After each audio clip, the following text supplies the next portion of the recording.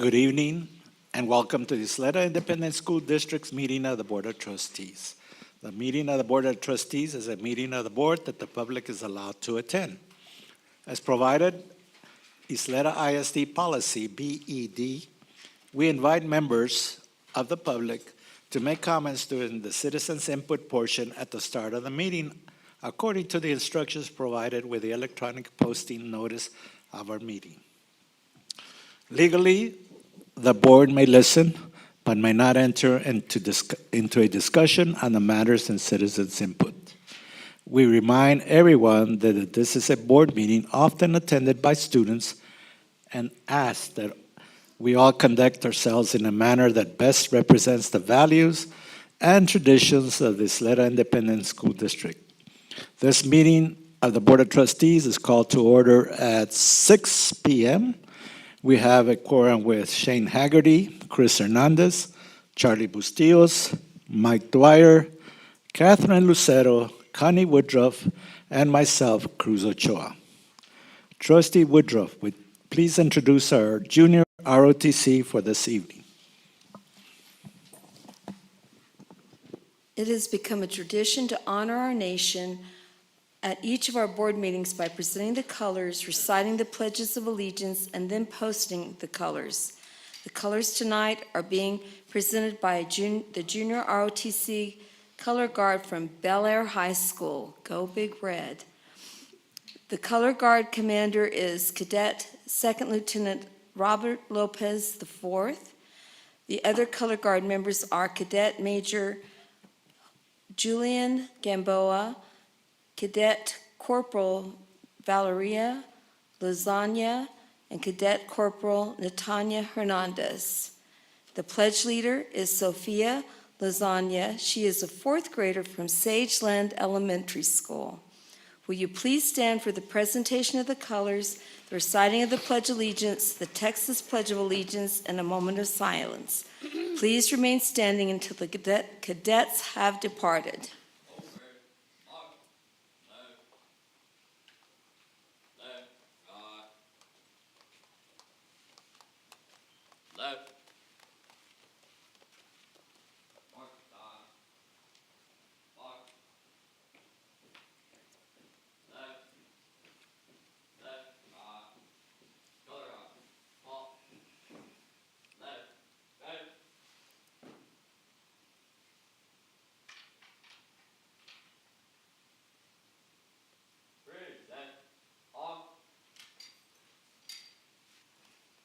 Ladies and gentlemen, please join me in the Pledge of Allegiance. I pledge allegiance to the flag of the United States of America and to the republic for which it stands, one nation under God, indivisible, with liberty and justice for all. And now, please join me in the pledge to the Texas flag. Under the Texas flag, I pledge allegiance to thee, Texas, one state under God, one and indivisible. Please join me in a moment of silence.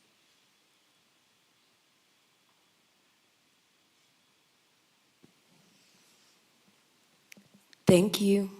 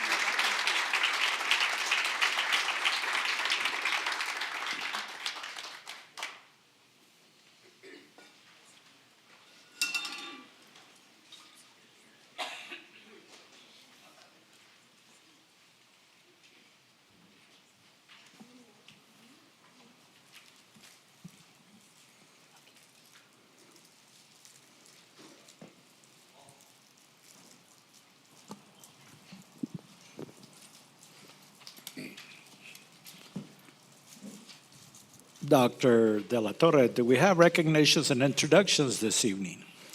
Good evening, President Ochoa, members of the board, esteemed guests. We do. At this time, I'd like to introduce Ms. Bobby Russell Garcia, our Chief Human Capital Management Officer, who will make the introductions and presentations. Good evening, Mr. President, members of the board, Superintendent Dr. De La Torre. We have 4 recognitions for you this evening. At this time, we ask all trustees to please come to the front of the dais for the presentation. Audience members, please remain seated until the recognitions are complete. Thank you.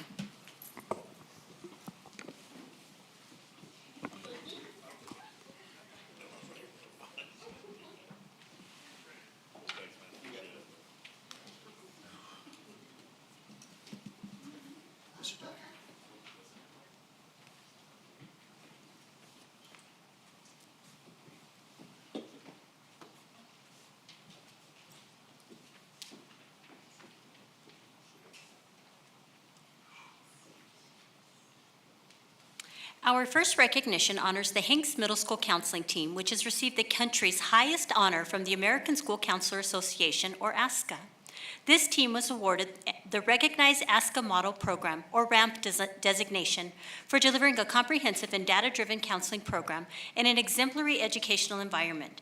To earn this designation, which is valid for 5 years, the team demonstrated service to students, program planning, and improved student outcomes. Congratulations to these outstanding counselors. Ladies and gentlemen, please help me welcome the Hanks Middle School Counseling Team, beginning with Gabriel Medrano.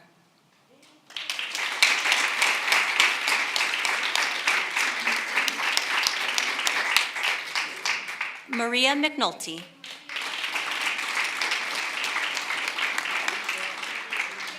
Deborah Walker. And Michael Enriquez. Mr. Enriquez previously served as a counselor at Hanks Middle School when the team applied for the designation, but he now serves as the district's middle school lead counselor. They are accompanied by Principal Jared Lucero and the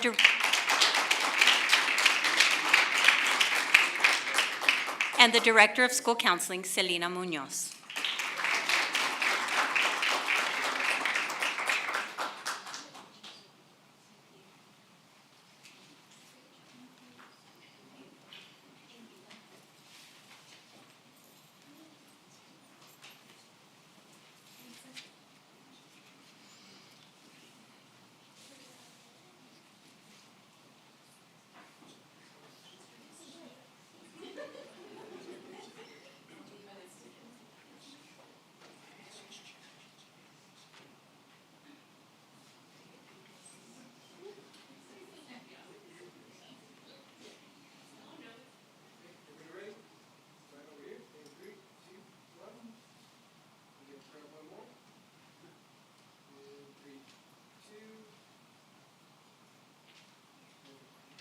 Let's hear it again for our phenomenal counselors.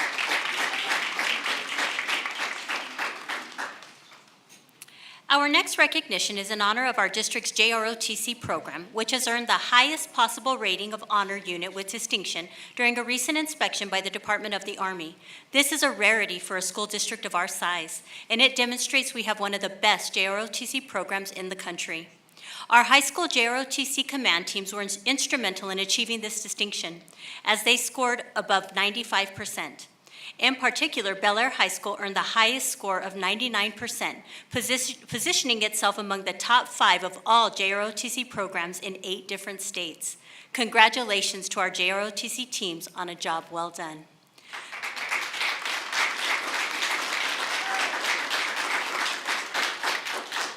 Ladies and gentlemen, from the 1st Battalion Indians at Ysleta High School, please welcome YISD Brigade Commander, Cadet Colonel Isabella Archuleta.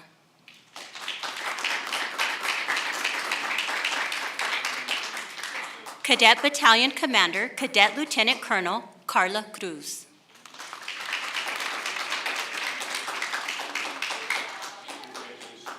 Cadet Command Sergeant Major Daniel Amparan.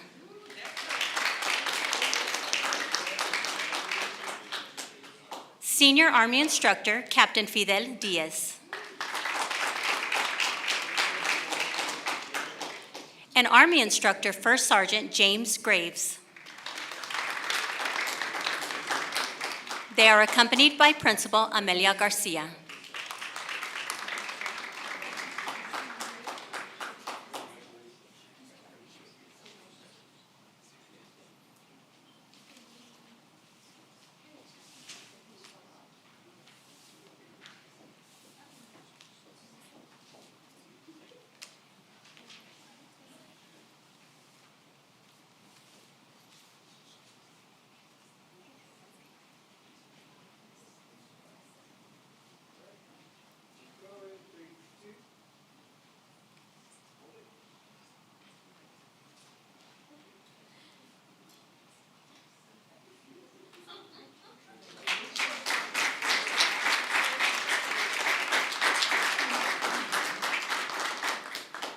From the 2nd Battalion Highlanders at Bel Air High School, let's hear it for YISD Deputy Brigade Commander and Battalion Commander Cadet Colonel Yesenia Vasquez. Cadet Command Sergeant Major Damian Flores. Senior Army Instructor Major Samuel Rosario Valentin. Army Instructor First Sergeant Hugo Rucobo Hernandez. They are accompanied by Principal Jake Valtierra.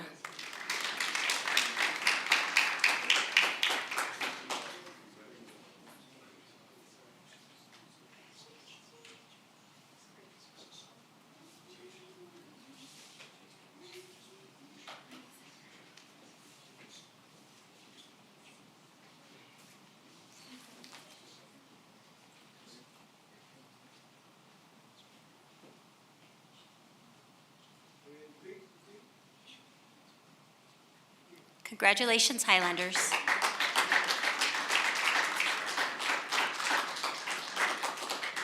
From the 3rd Battalion Troopers at Eastwood High School, please welcome Cadet Battalion Commander, Cadet Lieutenant Colonel Carlo Galvan.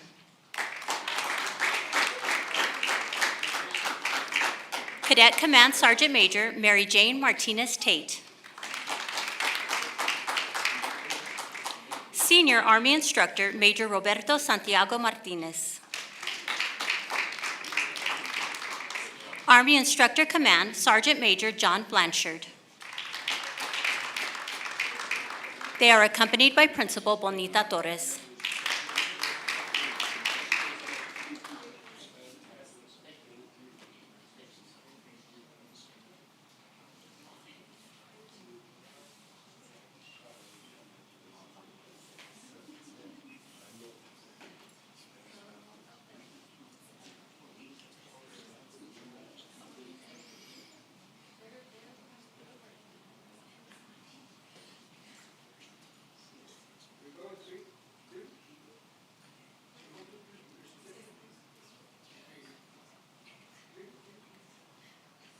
Congratulations, troopers.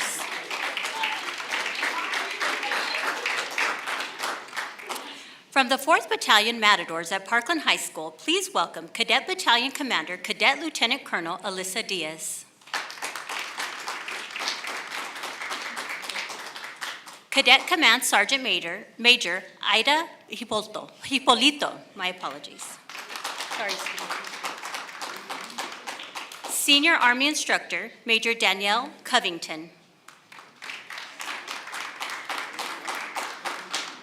Army Instructor, Sergeant First Class Victor Aguilar. They are accompanied by Principal Javier Salgado.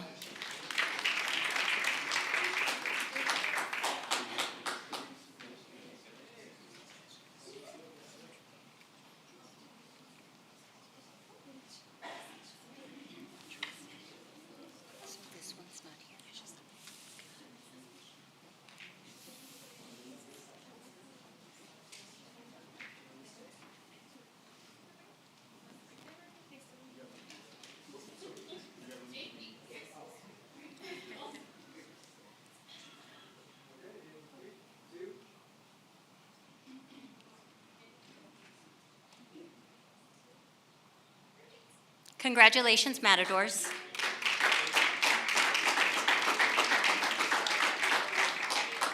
From the 5th Battalion Rangers at Riverside High School, let's hear it for Cadet Battalion Commander, Cadet Lieutenant Colonel David Villanueva.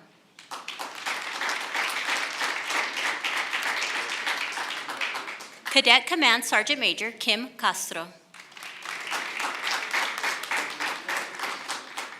Senior Army Instructor First Sergeant Milton Johnson. And Army Instructor Sergeant First Class James Boyd. They are accompanied by Principal Victor Lara.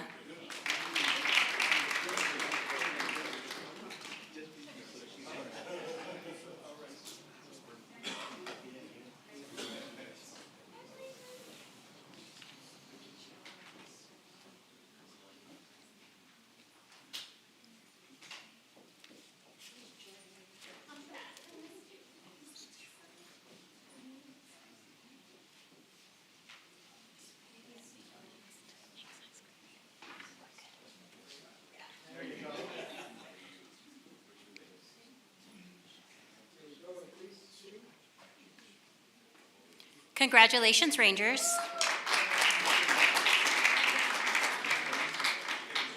From the 6th Battalion Knights at Hanks High School, let's hear it for YISD Brigade and Battalion Command Sergeant Major, Cadet Command Sergeant Major Aaliyah Gonzalez. Army Instructor First Sergeant Miguel Medina. They are accompanied by Principal Ruben Cadena.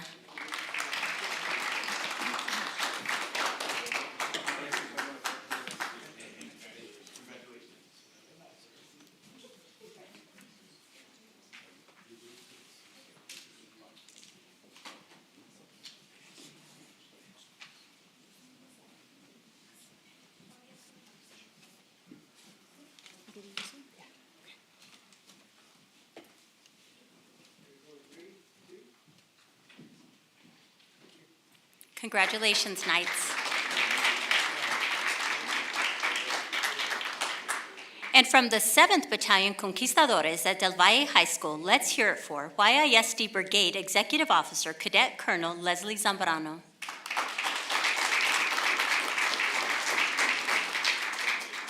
Cadet Battalion Commander Cadet Lieutenant Colonel Dulce Jaime. Cadet Command Sergeant Major Abraham Castorena. Senior Army Instructor Chief Warrant Officer 3, Bradford Hudgens. Army Instructor Sergeant First Class Melissa Brown Dinkins. They are accompanied by Principal Ivan Cedillo.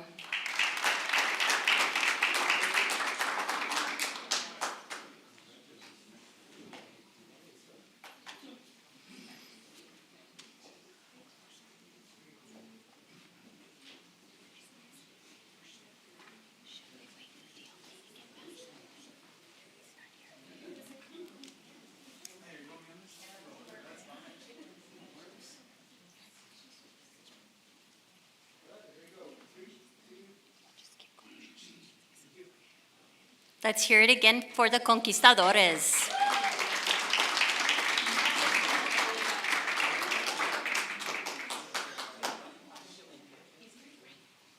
Our next recognition honors Ysleta High School junior Enrique Ibarra, who took first place in the regional competition of Texas Citizen Bee, a contest that quizzes students on American historical figures, political science, court cases, current events, and more.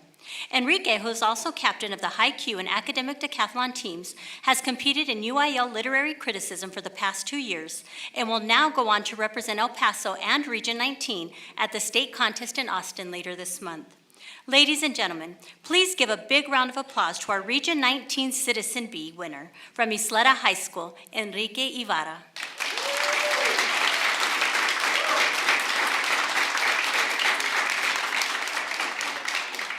He is accompanied by teacher Nancy Kane,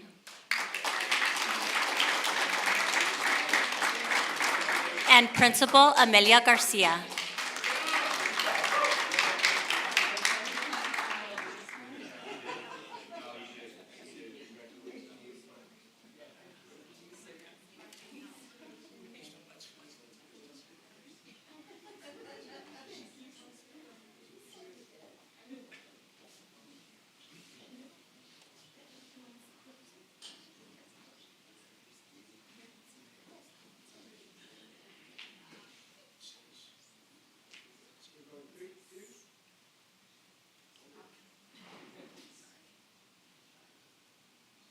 Let's hear it again for our Citizen Bee champion.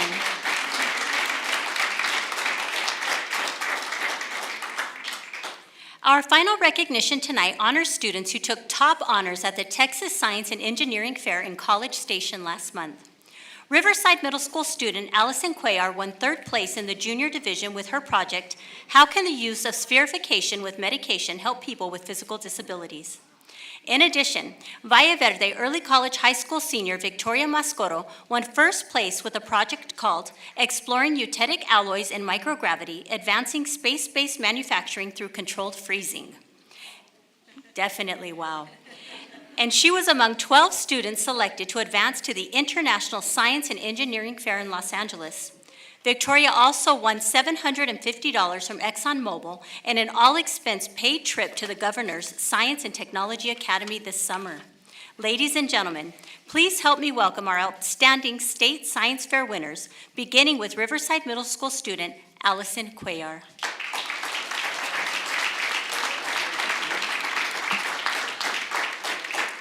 She is accompanied by her teacher Norma Payne and Principal Daniel Medina.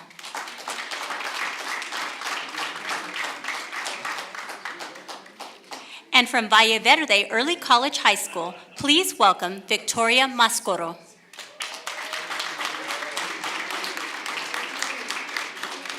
She is accompanied by teacher Sarah Welsh and Principal Claudia Canava Flores.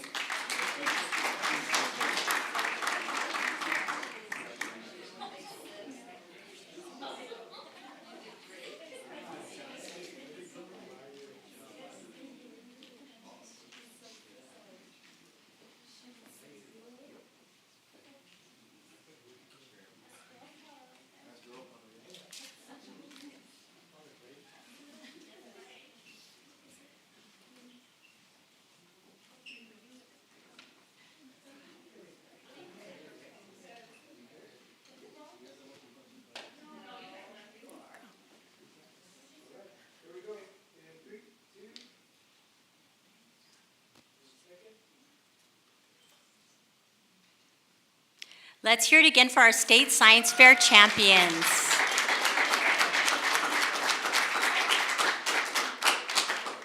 This concludes our recognitions for this evening. Thank you.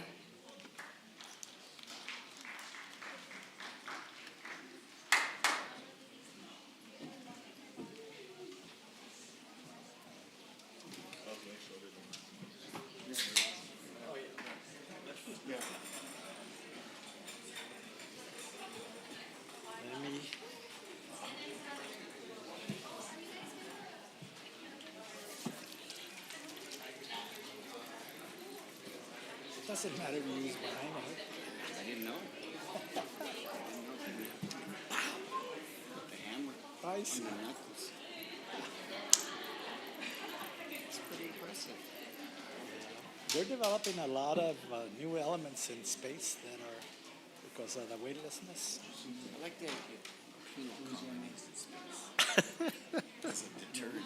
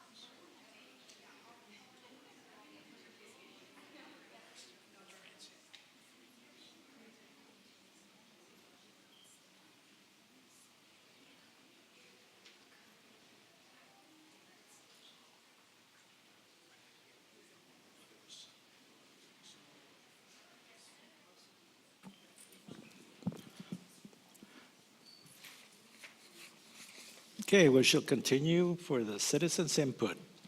Trustee Lucero, do we have citizen input this evening? No, we do not, President Ochoa. Okay, thank you very much. Dr. Latorre, do we have any presentations this evening? President Ochoa, we have only an announcement, and that is that this Saturday at 8:30 here in the Ysleta room, we will hold the first of a series of workshops in preparation for the 2025 Strategic Action Plan facilitated by Dr. Lizzie Johnson.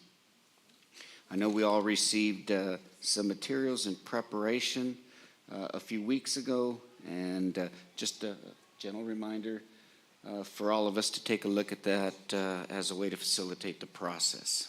And that is it, sir. Okay, thank you, Dr. Latorre. At this time, I would like to take a moment to congratulate you, Dr. Latorre, again on your 10-year anniversary and provide you with a 10-year pin. I know it has been a very easy 10 years. That's funny. So I'm sure you can do another 10 years without any problem. So we appreciate what you've done for the district. We appreciate how you have worked with us on the board, and we look forward to better things in the coming years with you at the helm. Thank you, sir. All right, so at this time, Oh, you have an actual pin? yeah, I just stopped and bought it at the dollar store. The dollar store? Here you go. Thank you. Congratulations. Thank you all very much. Thank you, sir.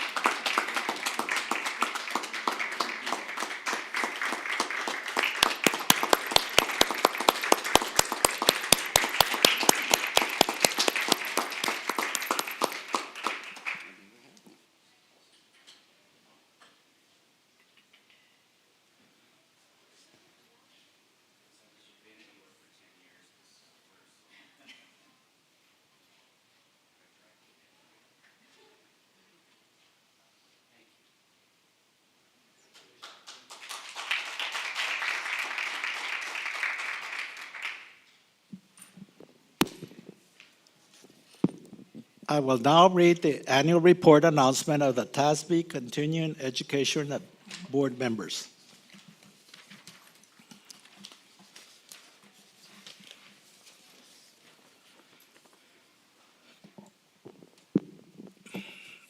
Okay. Under the State Board of Education rule, completing required continuing education each year of the service is a basic obligation and expectation of any sitting board member. As board president, I am required to announce the name of each member who has completed the required continuing education, has exceeded the required continuing education, and is deficient in meeting the required continuing education. The requirements for training are measured as of the first anniversary of the date of the trustee's election or appointment or 2-year anniversary of his or her previous training as applicable. There are 8 training areas for board members. Continuing education. Number 1 is local district orientation. Number 2 is orientation to the Texas Education Code. Number 3 is post-legislative update to the Texas Education Code. Number 4 is team building. Number 5 is additional continuing education. Number 6 is evaluating student academic performance and setting goals. Number 7 is identifying and reporting abuse, trafficking, and other maltreatment of children. Number 8 is school safety. To extent applicable to each board member, I will announce the completion or deficiency as to required training. For members who still have time remaining to complete required training, I will announce those board members who have scheduled timely training and those who have not yet scheduled the training. At the conclusion of this announcement, I will announce any board members training in excess of the continuing education requirements. The following first-year board members have completed the local district orientation training: Trustee Mike Dwyer and Trustee Chris Hernandez. The following first-year members have completed the orientation to the Texas Education Code training: Trustee Mike Dwyer and Trustee Chris Hernandez. The following first-year members were not required to complete the post-legislative update to the Texas Education Code, which is Mike Dwyer, and Chris Hernandez. The following members have completed post-legislative update to the Texas Education Code training: Carlos Bustillos, Connie Woodruff, Shane Haggerty, Cruz Ochoa, and Catherine Lucero.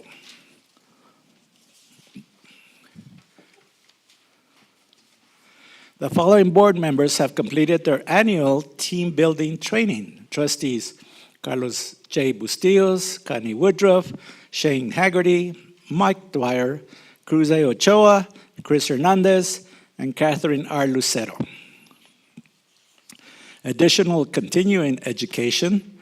The following board members have completed the additional continuing education requirements: Carlos J. Bustillos, Connie Woodruff, Shane Haggerty, Mike Dwyer, Cruz Ochoa, Chris Hernandez, and Catherine R. Lucero. The following board members have completed the evaluating student academic performance and setting goals. The following board members have completed the biannual training on evaluating student academic performance and setting goals: Carlos J. Bustillos, Connie Woodruff, Shane Haggerty, Mike Dwyer, Cruz Ochoa, and Chris Hernandez. The following board members are deficient in meeting the required biennial training on evaluating student academic performance and setting goals. Due to Trustee Catherine R. Lucero's work schedule, she was unable to attend face-to-face training and is deficient. However, Trustee Lucero's action plan is to attend as soon as the class is offered. Identifying and reporting abuse, trafficking, and other maltreatment of children. The following board members have completed the biennial training on identifying and reporting abuse and trafficking: Carlos J. Bustillos, Connie Woodruff, Shane Haggerty, Mike Dwyer, Cruz Ochoa, Chris Hernandez, and Catherine R. Lucero. School safety. The following board members have completed the biennial training on school safety: Carlos J. Bustillos, Connie Woodruff, Shane Haggerty, Mike Dwyer, Cruz Ochoa, Chris Hernandez, and Catherine R. Lucero. Exceeding required continuing education. Board member Chris Hernandez exceeded the required amount of continuing education by 4 additional hours.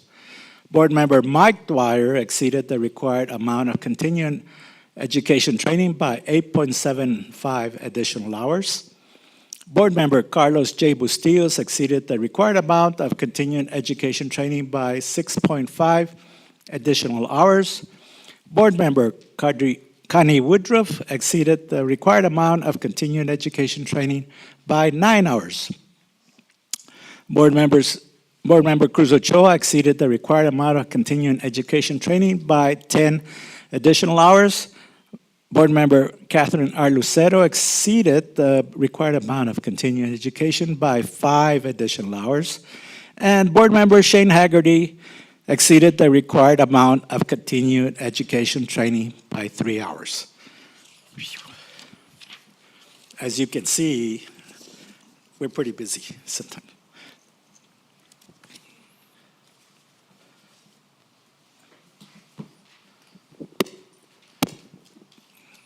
Thank you. We'll now proceed to the agenda review.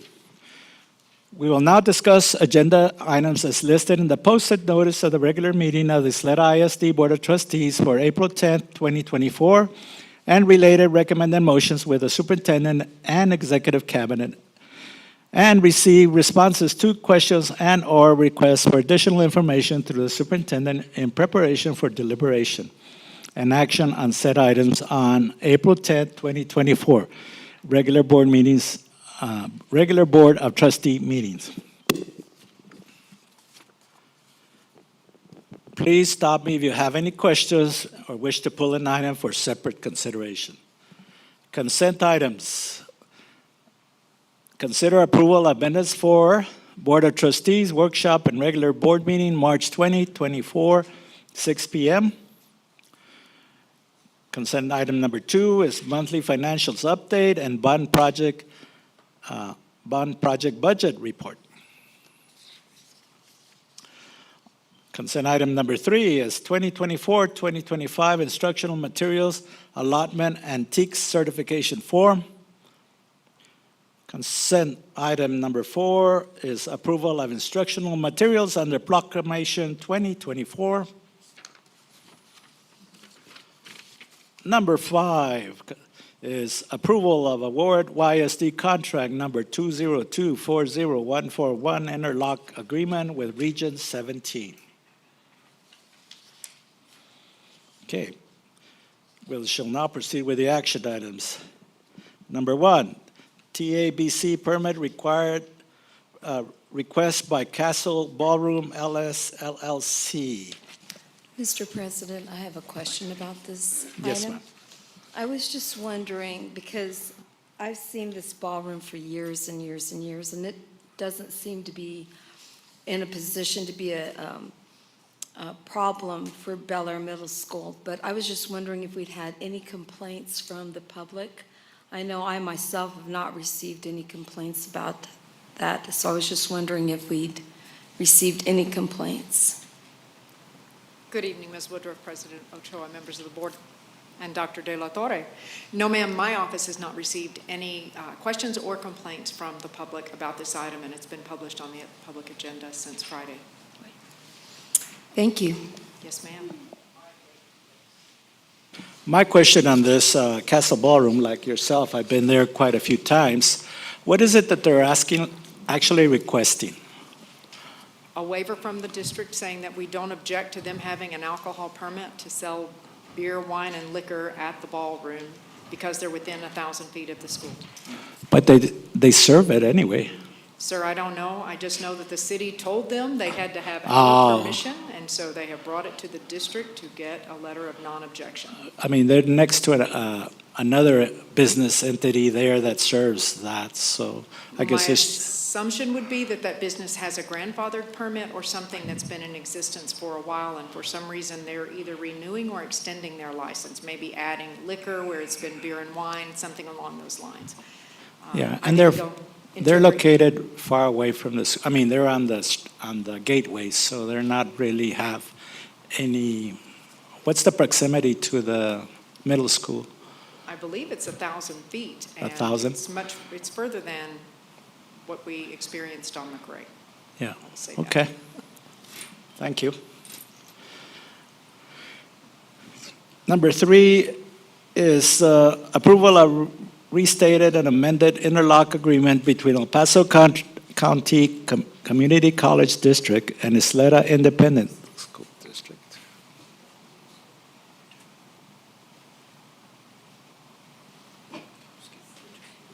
I skipped number 2.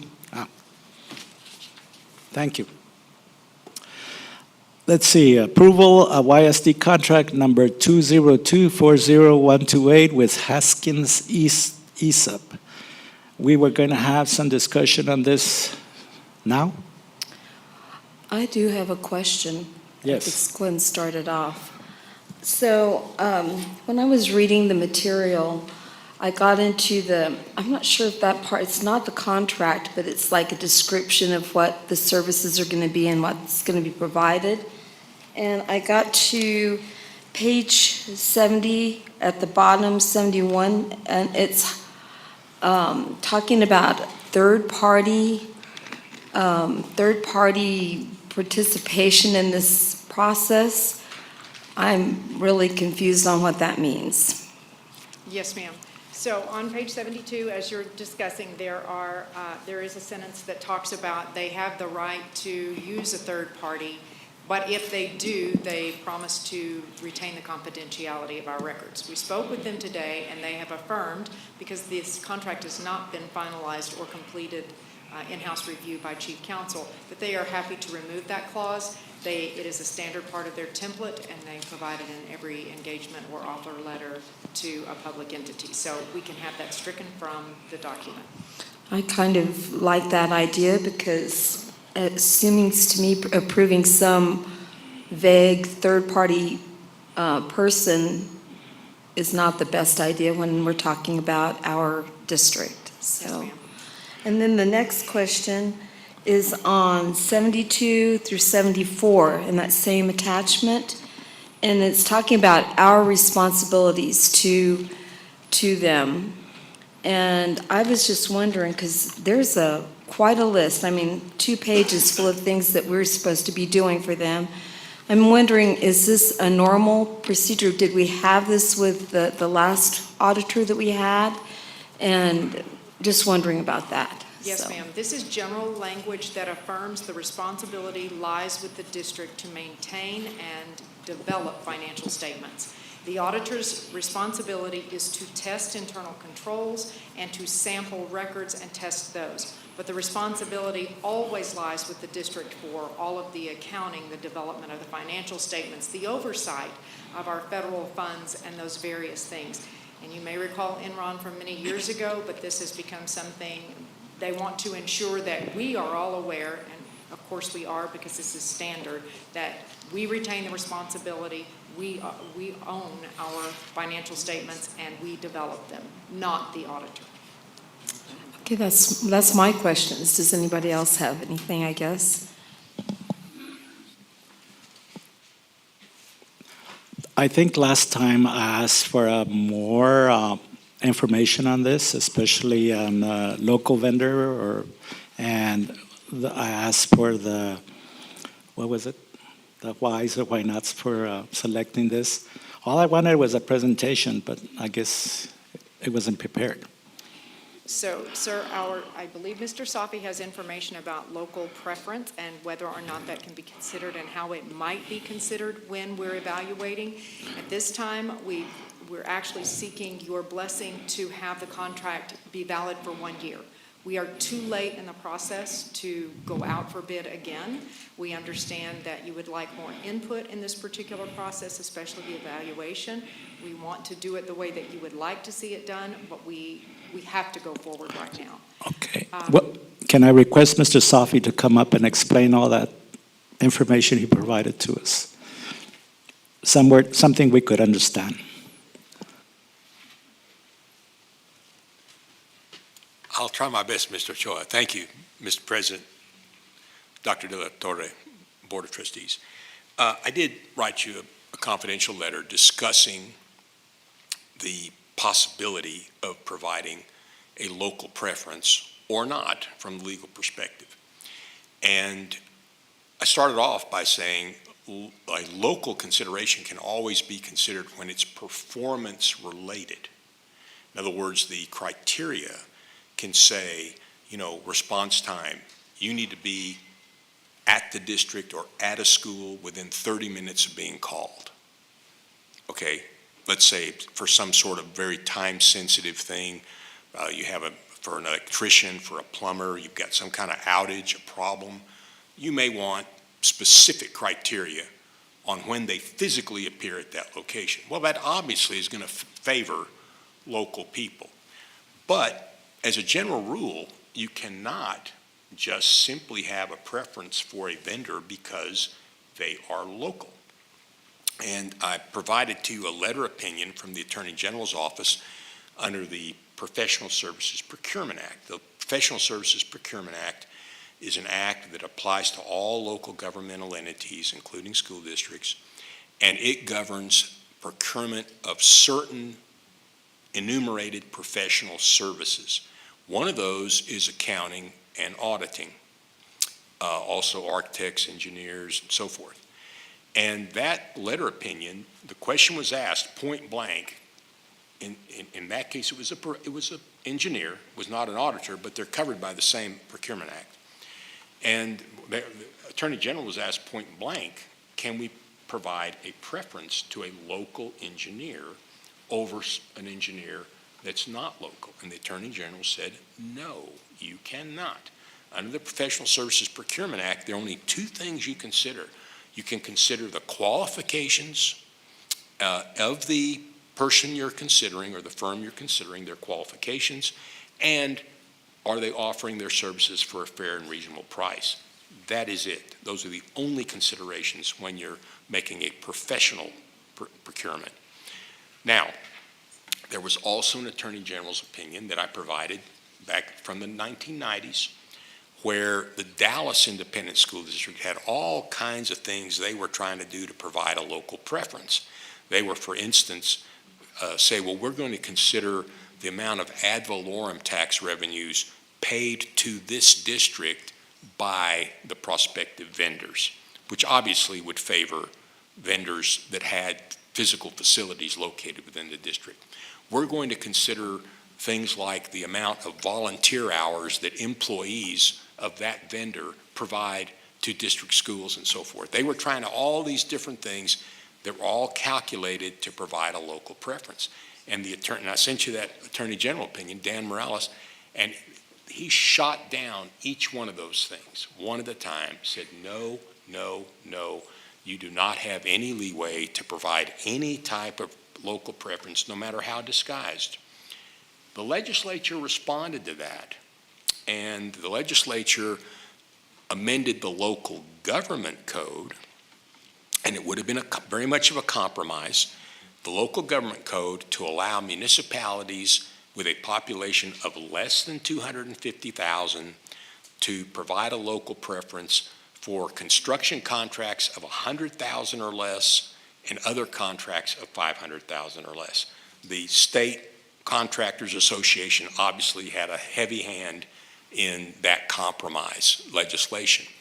And the legislature extended it to school districts located in municipalities with populations of less than 250,000. Okay.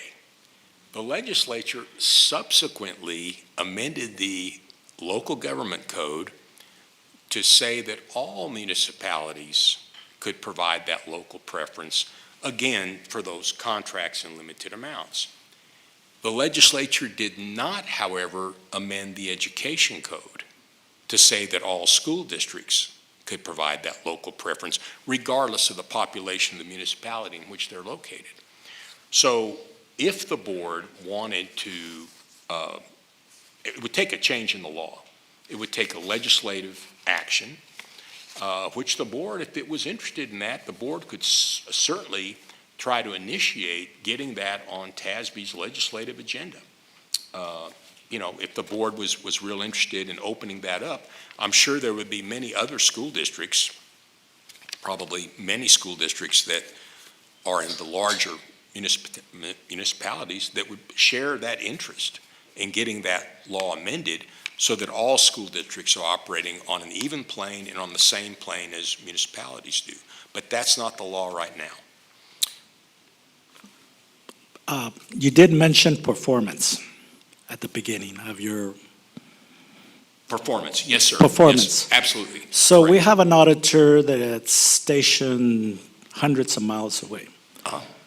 We could have an auditor that's local. Mhm. How does that impact their access to auditing us externally as you see it? I'm actually. Asking me, sir?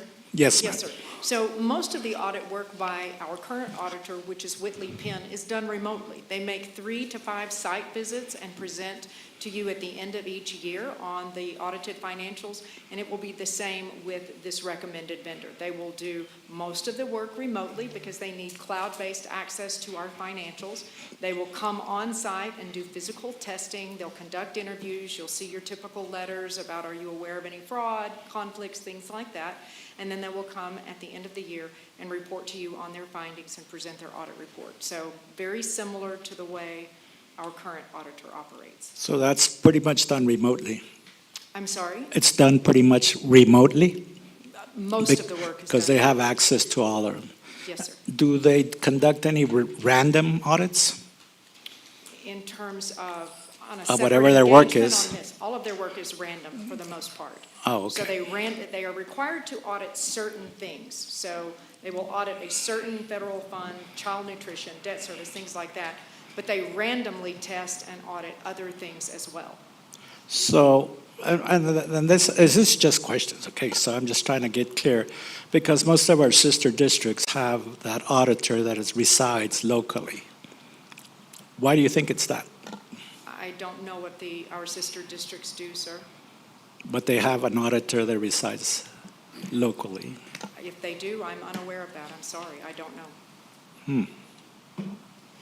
I know the city has used, while I was with the city, they used an auditor in Arkansas.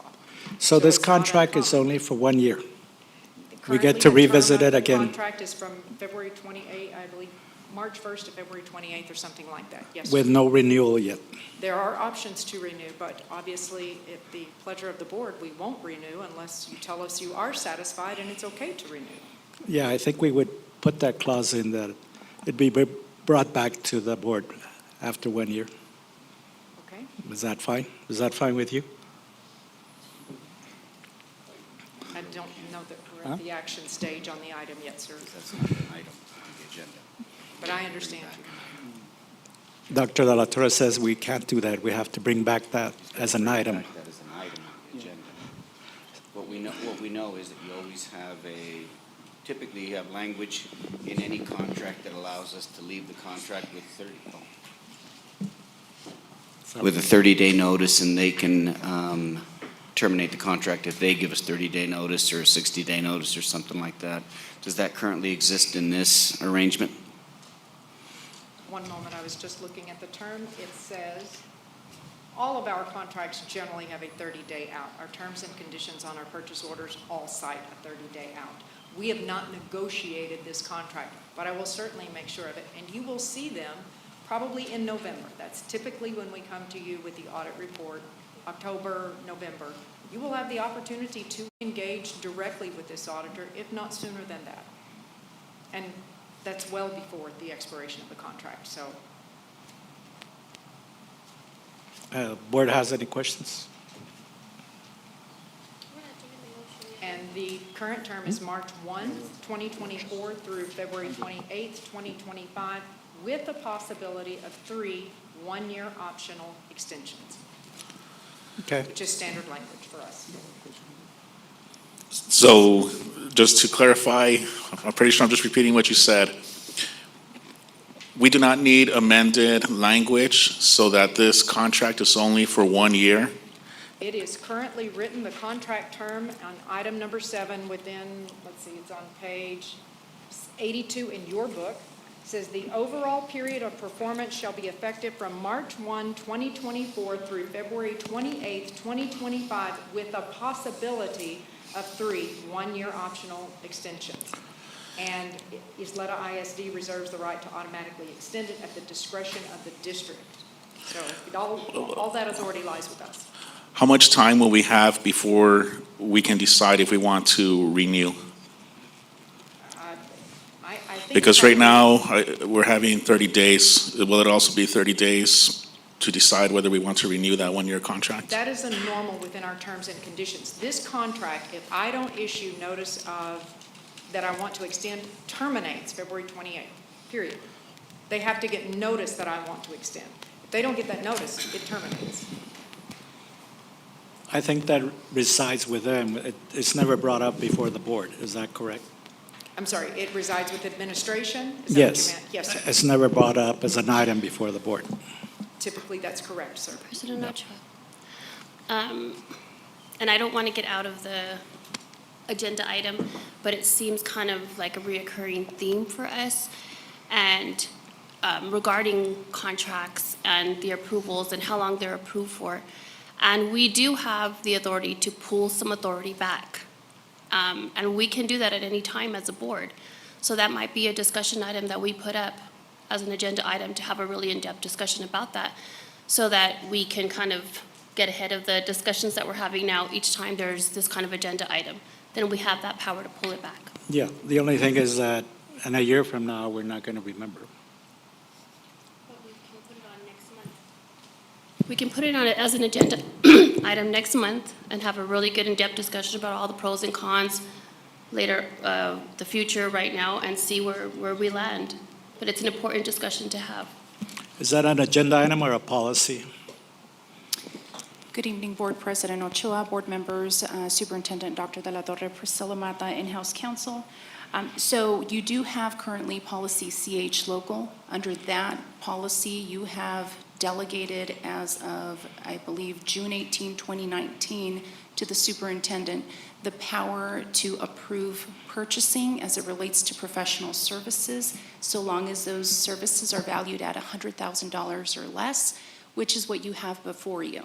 So technically, this is something that can be approved by the superintendent, acting under CH Local, but I believe it was brought to you for your review and for your approval. And so it would be a policy that we would revisit, just like Ms. Lucero is proposing. And I made it a point to attach CH Local in your board backup if you wanted to review your current policy. I also went back and looked at CH Local as it existed when Ms. Woodruff told us at the last board meeting that once upon a time, the external auditor actually came before the board for your input and your participation in the evaluation.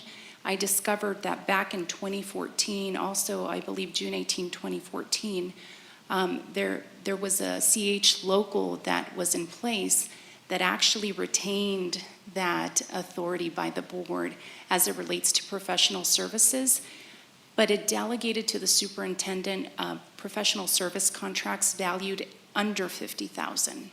So if back then you had an external auditor solicitation before you and the value was more than $50,000, yes, it would have had to come before you. So we're actually looking at policy. So that- exactly to right. make You're those looking at changes in policy, not on any other action items. Well, in order to amend a policy item, we need to It would bring have to it be as an an Well, agenda. yeah, it's an agenda It item. would come back as an agenda item, yes, sir. Okay, well, please note it to bring it back, or Okay. I'll have to ask Dr. Latorre to add it to the agenda item for next time. Okay? Good.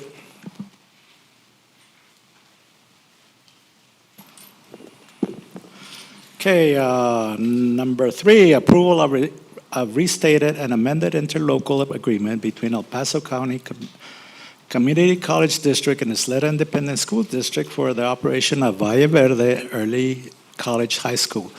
Amendment number 6 to YSD contract number 200803885, and approval of related ground lease agreements between parties.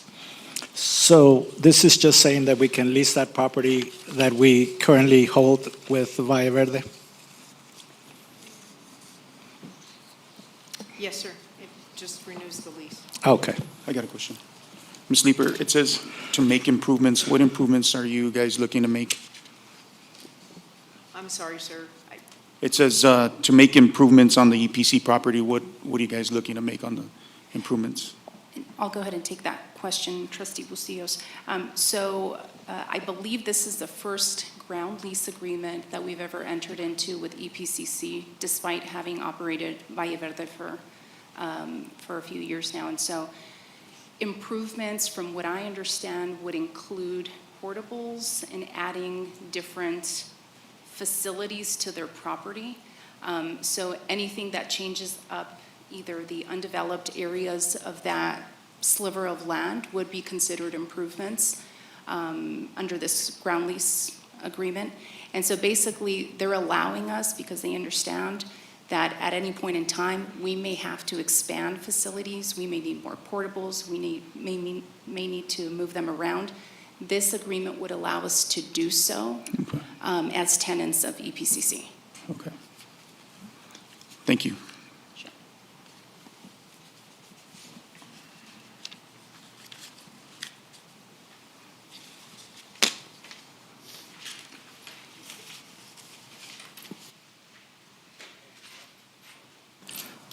We also have on our agenda is a closed session with number 1, consultation with legal counsel regarding the status of litigation and options for resolution in Vandenberg versus YSD, cause number 2022 DCV 3766.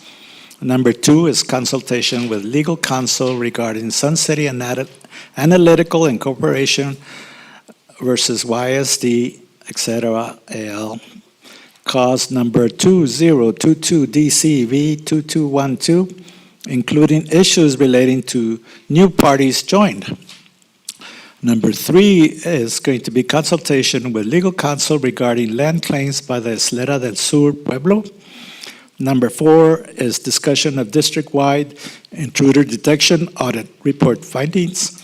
And number 5 is the consultation with legal counsel regarding options for seeking TEA recognition of the district's local optional homestead exemption in the computation of the district's funding entitlement.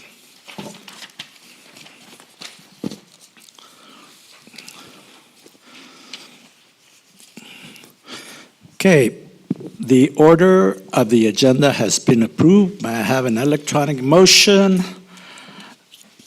on the consent agenda items listed on the agenda as recommended by the administration? Mr. President, Ms. Woodruff, I move to approve the consent agenda items listed on this agenda as recommended by the administration. we have a second by Mr. Hernandez. Please cast your electronic votes.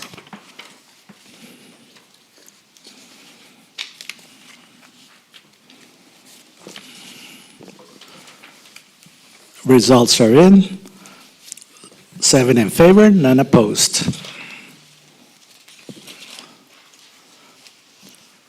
Action items. Number 1, TABC permit request for Castle Ballroom LS LLC. Is there any discussion? If no further discussion, may I have an electronic motion? Ms. Woodruff. Mr. President, I move to approve a non-opposition letter for a TABC permit to Castle Ballroom LLC. Thank you. We have a second by Ms. Lucero. Please cast your electronic votes.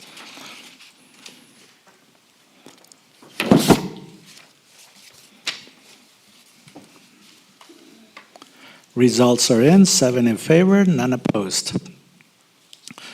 Number 2, action item number 2, approval of award YISD contract number 202-40128 with Hanskits ESUP.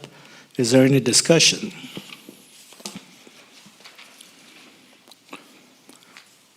No discussion, may I have a motion? Mr. Bustillos. Mr. President, I move to approve the award of YSD contract 202-40128 engagement letter with Hankins ESAP based on their supplier response to solicitation 24011 RFP for audit service, financial, and contingent upon final negotiation and in-house counsel review. We have a second by Mr. Haggerty. Please cast your electronic votes.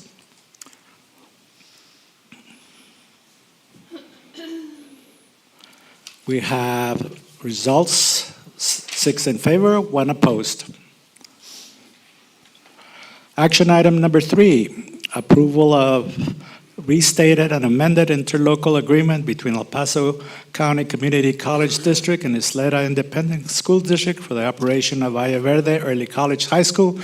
Amendment number 6 to YSD contract number 200803885, and approval of related ground lease agreement between parties. Is there any discussion?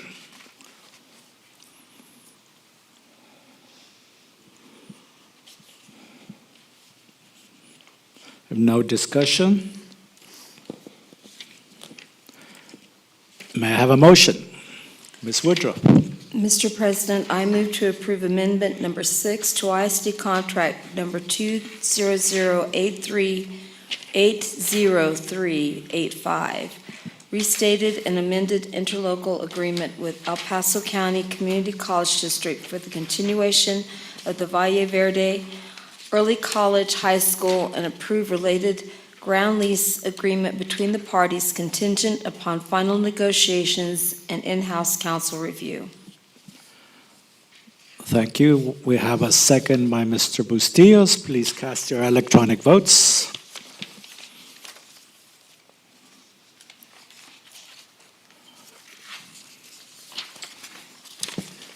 Results are in, 7 in favor, none opposed.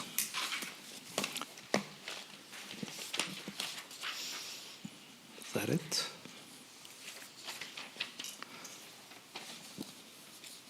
Okay, now we'll move on to our closed session.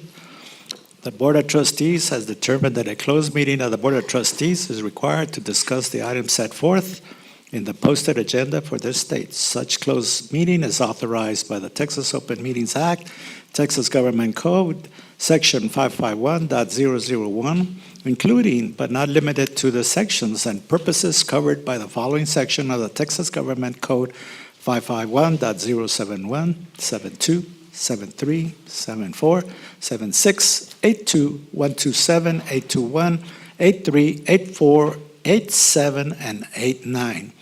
Should any final action, decision, or vote be required with regard to any matter considered in the closed session, the final action, decision, or vote shall be in the open meeting or at a subsequent public meeting with notice. The board will now go into closed session in the Rio Grande room at 7:07. Number one is for a consultation with legal counsel regarding the status of litigation and options for the resolution of Vandenberg versus YSD, cause number 2022 DCV 3766. Number two is consultation with legal counsel regarding Sun City Analytical Inc. versus YSD, cause number 202 DCV 2212, including issues relating to new parties joined. Number three is consultation with legal counsel regarding land claims by Ysleta del Sur. Number four is discussion of district-wide intruder detection audit report findings. And number five is consultation with legal counsel regarding the options for seeking TEA recognition of the district's local option homestead exemption in the computation of the district's funding entitlement. Thank you.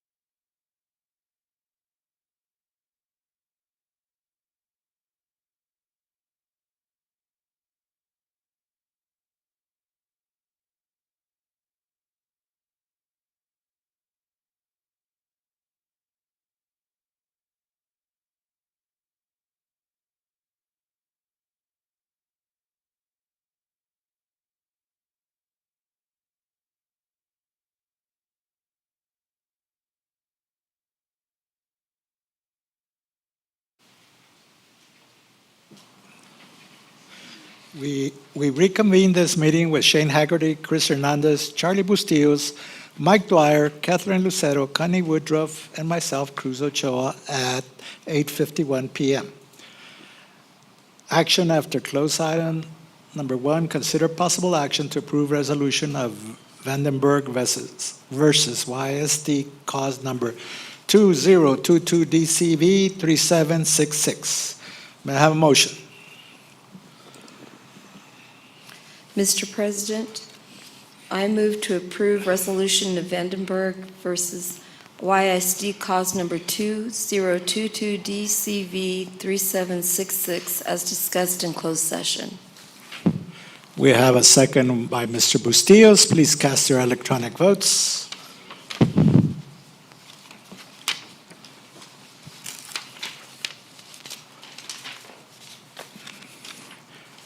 Please cast your electronic votes. All votes have been cast. Results are 7 in favor, none opposed. Action item number 2, consider possible action regarding possible deferred sale of certain YSD land during the pendency of settlement discussions with Ysleta del Sur Pueblo. Is there a motion?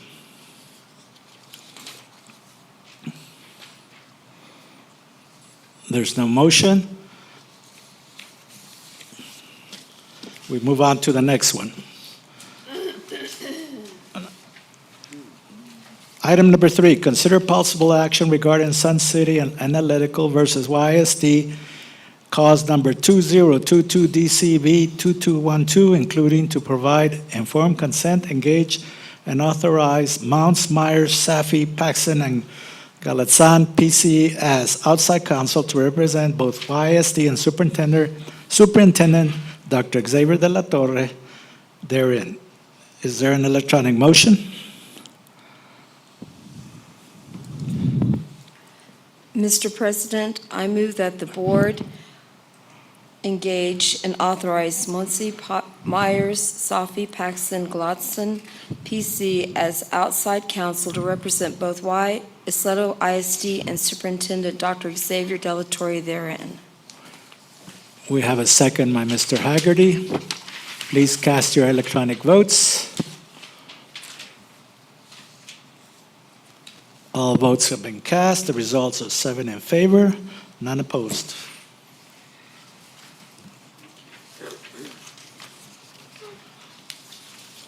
Item number 4, consider approval of district-wide intruder detection audit report findings. Is there a motion? Ms. Woodruff. Mr. President, I move that the board approve the district-wide intruder detection audit report findings as discussed in closed session. Please cast your electronic votes.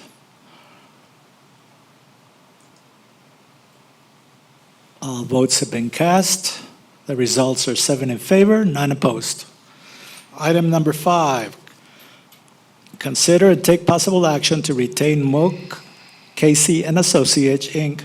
as financial consultants in connection with YSD's effort to have TEA recognize the district's local option homestead exemption in the computation of the district's funding entitlement. Is there an electronic motion? Ms. Woodruff. Mr. President, I move to retain Moak, Casey and Associates, Inc. as financial consultants in connection with YSD's efforts to have the TEA recognize the district's local optional homestead exemption in the computation of the district's funding entitlement. Okay, please cast your electronic votes. All votes have been cast. The results are 6 in favor, 1 opposed.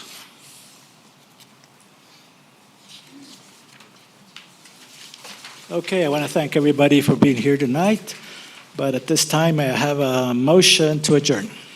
So moved. Adjourn.